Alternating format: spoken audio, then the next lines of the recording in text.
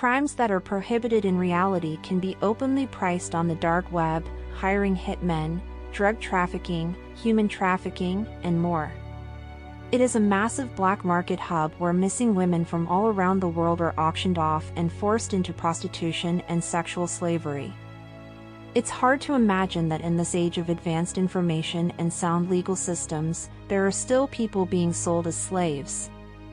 A form of modern slavery is quietly emerging amidst the raging tide of globalization. According to Foreign Affairs magazine, the scale of modern global human trafficking is much larger than the 18th and 19th century Atlantic slave trade. The large-scale auctioning of missing individuals is a dark side beyond our understanding. Modern-day slaves are being transported from Romania to England, from Ukraine to Germany, from Thailand to Japan, and so on. Women, in peacetime, are being secretly transported around the world through concealed and expanding routes. They are treated as commodities, repeatedly bought and sold, generating billions of dollars in profits, making human trafficking the third largest black market trade after drugs and arms. In Romania, the buying and selling of women can openly happen on the streets. A girl can be bought for $350, and $800 can get you a younger and more beautiful option. In early 2021, the United Nations Office on Drugs and Crime released the Global Report on Trafficking in Persons, which indicated that there were a total of 46,850 trafficking victims globally in 2021. This is only the official reported number, and due to the impact of the pandemic, it is easier for people to be trafficked and harder to be discovered. Human trafficking thrives on extreme concealment, and the actual number of victims is far greater than reported. According to a survey report published by the International Labour Organization, there were 50 million people living in modern-day slavery in 2021. The annual profit from global human trafficking is approximately $150 billion, with $99 billion coming from sexual exploitation. This also means that the primary targets of human trafficking and slavery are women. United Nations data confirms this. Among every 10 identified victims of human trafficking, about 5 are adult women, and 2 are underage girls. Of the victims, 53% are forced into prostitution or sexual slavery. The most infamous human trafficking in human history occurred 150 years ago during the slave trade. In the 1780s, the Atlantic slave trade between the two shores was at its peak, with no more than 80,000 slaves being sent from Africa to the New World each year. However, in 2007, the U.S. Department of State estimated that 600,000 to 800,000 people were being trafficked across borders annually, with 80% of them being women. The scale of modern human trafficking puts the slave owners of 150 years ago to shame. In the present day of the 21st century, there are more slaves on Earth than in any other period in history. We assume that all of humanity shares the same civilized world, but the radiance of civilization does not shine equally on everyone. And sex slaves are the most common and easily overlooked existence. The disappearance of women always begins with a sudden disappearance one day. Going to London to serve dishes, becoming a model in Milan, seemingly high-paying overseas jobs, enticing foreign romances, all of these can lure girls into the black market and red light districts. They venture out, seeking a better life, only to immediately become captured prey.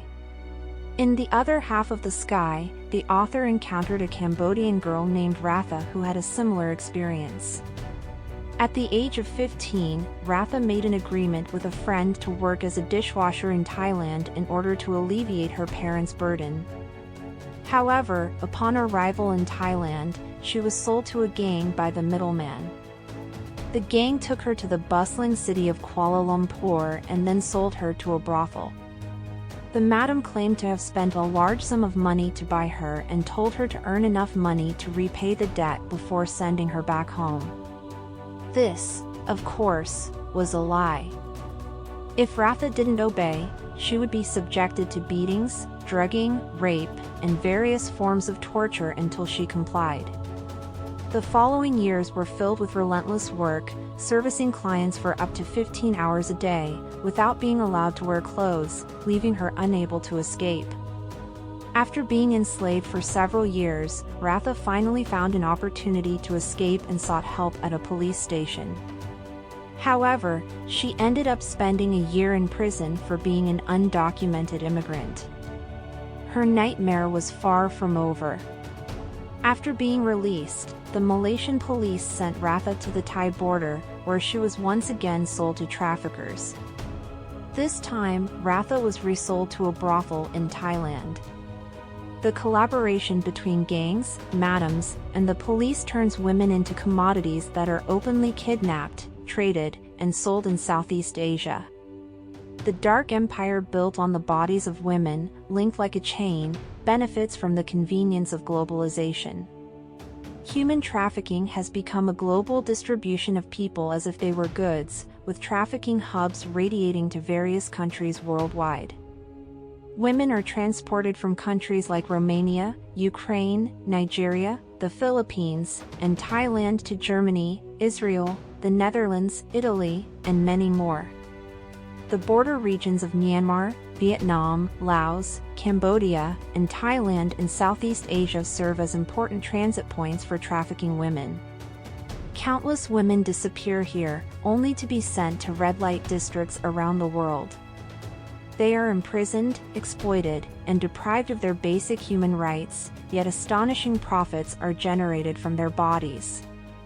Thailand, renowned for sex tourism, had nearly 230,000 people engaged in sex work in 2017, generating a staggering 163.839 billion Thai baht. In the Netherlands, the sex industry continues to grow. In the last decade of the 20th century, the sex industry in the Netherlands grew by 25% and accounted for 5% of the national economy in the early 21st century. Germany is known as the brothel of Europe. In 2013, Germany had 400,000 prostitutes, with an estimated 1.2 million acts of prostitution per day, resulting in a turnover of approximately 14.5 billion euros annually. Behind these impressive figures lie the lives of enslaved individuals. The pornography industry drives tourism and economic growth, and the girls who grow up in this industry become cash cows for financial gain. In India, there are madams who prefer their girls to get pregnant and then breed a new generation of cash cows. The girls grow up to become prostitutes, while the boys become servants responsible for washing and cooking. Thus, slavery becomes a generational identity passed down through the ages. Human trafficking not only persists but also expands with the increasing winds of globalization. Within this context, there are driving forces of immense profits and a default complicity. Even in countries where prostitution is illegal, the exploitation of women remains difficult to contain, and from the examples of the Netherlands and Germany, the legalization of prostitution also fuels human trafficking.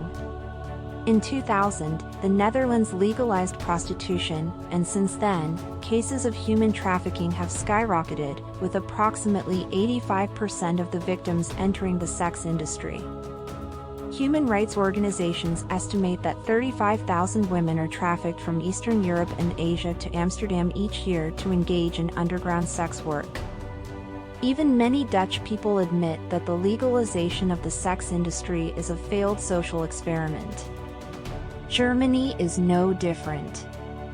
Since the legalization of prostitution in 2002, the number of victims of sex trafficking in Germany increased by 2,000 to 3,000 people per year. Legalizing prostitution has made it more difficult to investigate and prosecute human trafficking and organized prostitution. Der Spiegel magazine once criticized the Netherlands and Germany, saying, "The push for the legalization of prostitution, initially intended to regulate the industry and curb sex trafficking, has had the opposite effect, leading to an explosive growth in human trafficking." However, sadly, the law is always blurry and powerless in the face of human trafficking. It is ineffective in preventing it beforehand, investigating it when it occurs, and even punishing it afterwards. The BBC documentary film Selling Sex demonstrates how the law implies complicity in human trafficking through its judgments. Anna, a girl from Romania, came to London alone to work.